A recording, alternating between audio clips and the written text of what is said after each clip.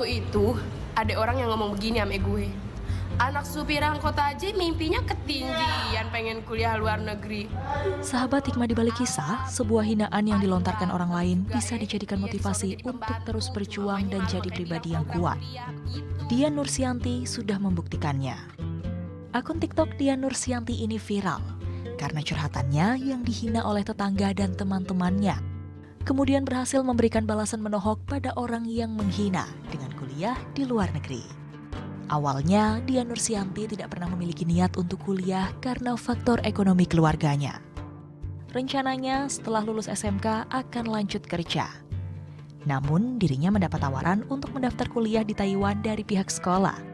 Mengingat biaya yang tidak sedikit, dirinya sempat ragu untuk mengikuti seleksi. Pihak sekolah memberikan pinjaman penuh 15 juta per anak untuk 12 orang. Ia pun memutuskan untuk tetap berangkat karena pihak sekolah meyakinkan bahwa Dian Nursianti bisa membayar pinjaman tersebut. Dian Nursianti mengakui, salah satu motivasi terbesar baginya adalah hinaan para tetangga untuknya, yang menyebutkan di luar negeri hanya akan menjadi pembantu. Kini ia berhasil membalas sakit hatinya dengan berhasil lulus S1 di Meiho University, Taiwan. Ini namanya membalas hinaan dengan sebuah prestasi, itu sebuah bentuk balas dendam yang manis nih Ustadz ya. Tapi nggak semua orang bisa seperti itu. Kalau dalam Islam bagaimana baiknya kita menghadapi hinaan Ustadz? Itu pernah dialami semuanya oleh junjungan kita baginda Nabi besar Muhammad SAW. Hinaan, cacian, makian, bahkan juga nggak putus sampai di situ. Bahkan bukan cuma teror mental, tapi juga teror fisik. Maaf ya, hinaan, cacian itu kan teror mental. Iya. Tapi Nabi juga mengalami bukan cuma teror mental, teror fisik. Satu riwayat menceritakan ketika Nabi kondisi di Mekah tidak lagi kondusif karena dakwahnya diganjal-ganjal oleh orang-orang kafir Quraisy.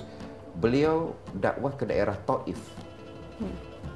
Jadi beralih karena diganjal di Mekah, beliau berdakwah ke daerah Taif. Ketika sampai di kota Taif, perlakuan orang-orang kafir kota Taif luar biasa karena mereka sudah dikontak oleh dedengkot kafir Quraisy di Mekah. Nanti Muhammad akan datang ke kampungmu. Kalau dia datang, perlakukan, usir saja, nggak usah diladenin. Begitulah kira-kira. Ketika Nabi sampai ke kota Taif, apa yang diperbuat oleh orang-orang kafir ketika itu di Taif? Nabi dihina, dicaci, dilontari dengan batu. Ya Allah, dilontari dengan batu. Berdarah kaki Nabi, beliau menghindar.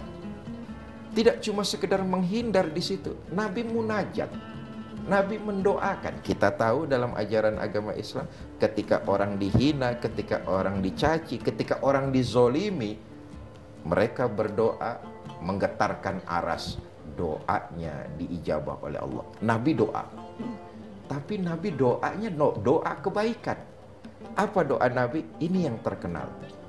Beliau mendoakan orang-orang yang mencaci, menghina, bahkan menyambiti Nabi dengan Allahumma hdi qaumin fa innahum la ya'lamun.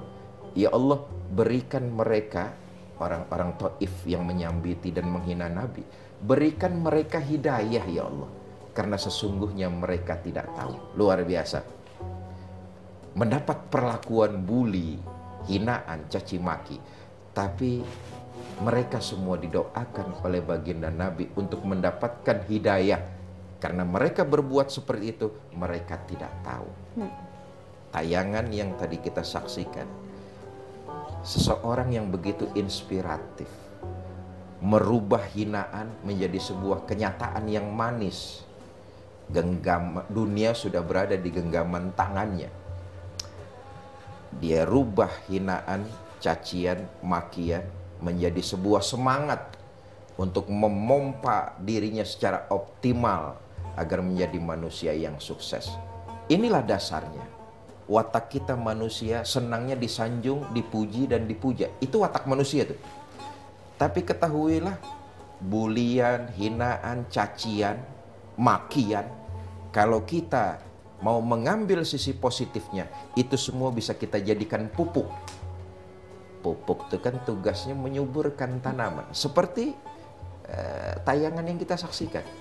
Hinaan dari tetangga kiri kanan, cacian dari teman-temannya, dia jadikan itu pupuk yang membangkitkan semangat dia untuk lebih giat lagi dalam belajar dan menuntut ilmu.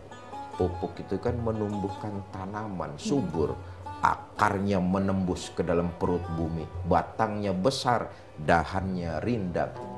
Kalau ditiup angin pun dia akan kokoh, tidak pernah tumbang. Tetapi para pemirsa, membalas cacian, balaslah dengan doa. Jangan dibalas melampaui batas. Tetapi Nabi ajarkan balaslah dengan doa-doa kebaikan. Karena satu hari baginda Nabi pernah mengalaminya juga. Dalam riwayat diceritakan istri Nabi yang bernama Siti Aisyah jengkel. Iyalah, istri mana yang nggak kesel kalau suaminya dicaci, dibully, dihina. Pernah datang satu tokoh kafir Quraisy menghadap Nabi, memberikan salam. Sepintas kedengarannya kalimatnya kalimat salam, tapi sesungguhnya maksudnya hinaan.